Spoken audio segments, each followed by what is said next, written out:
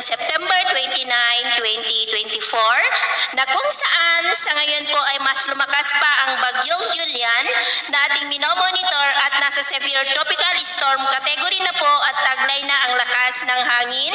na umaabot na po sa 115 kilometers per hour habang nasa silangang baybayin na po ng Calayan, Cagayan. Kumikilos na po yan pataas at sa susunod na mga oras ay mataas po ang tsansa niya na maging typhoon between 12 to 24 hours at hindi pa rin po inaalis ang posibilidad na mag-landfall sa mga isla po ng extreme northern Luzon, lalo na po dyan sa may Batanes. Tsansa pa rin na lalakas pa yan into super typhoon. At ang pinakamalakas po na wind signals ay posibleng aabot po sa wind signal number 4, lalo na po dyan sa may Batanes at ilang bahagi po ng extreme northern Luzon sa paglapit pa ng bagyo at sa mas lalo pa po nitong paglakas. At sa Huwebes, posible po yan na makakalabas na sa ating area of responsibility at posibleng magsimula na rin na dadaloy ang malamig na bugso ng hanging amihan o yung tinatawag po natin na northeasterly surface wind flow o yung unang bugso po ng amihan. At dahil nga po sa paglakas ng bagyo ay nakataas na po ngayon ang tropical cyclone wind signal number 2 dyan po sa northeastern portion ng mainland Cagayan, dyan po sa may Santa Ana, maging po sa eastern portion ng Babuyan Islands, sa may Camiguin Island at Babuyan Island. Signal number 1 naman dyan po sa may Batanes, nalalabing bahagi ng Cagayan, the rest of Babuyan Islands, Isabela, Apayao, Abra, Kalinga, the eastern and central portions po ng Mountain Province sa may Natonin, Paracelis, Sadanga, Barlig, Bontoc, maging po sa eastern portion ng Ifugao sa may Aguinaldo,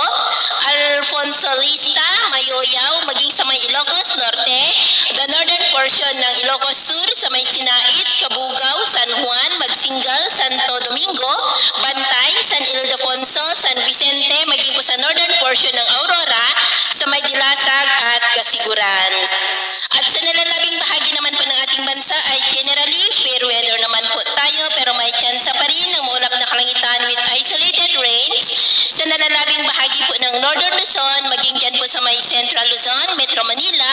ilang bahagi ng Cavite, Nasugbu, Rizal, Laguna, Legazpi, Palawan, Antique, Iloilo, Dumaguete, Cagayan de Oro at dyan po sa may Bukidnon. At sa susunod po na mga oras ay asahan natin ang mas maulap pa rin na kalangitan with isolated light to heavy rains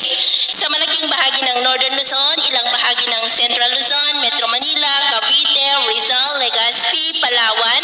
Panay Island at ilang bahagi ng Mindanao. Kaya mag-ingat po tayo sa posibleng banta po ng mga pagbaha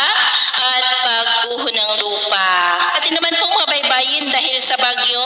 ay pinagbabawal po ang pagpalaot lalo na sa mga baybayin ng extreme northern Luzon dahil ang mga alon dyan ay posibleng aabot hanggang po sa 6 to 7 meters height.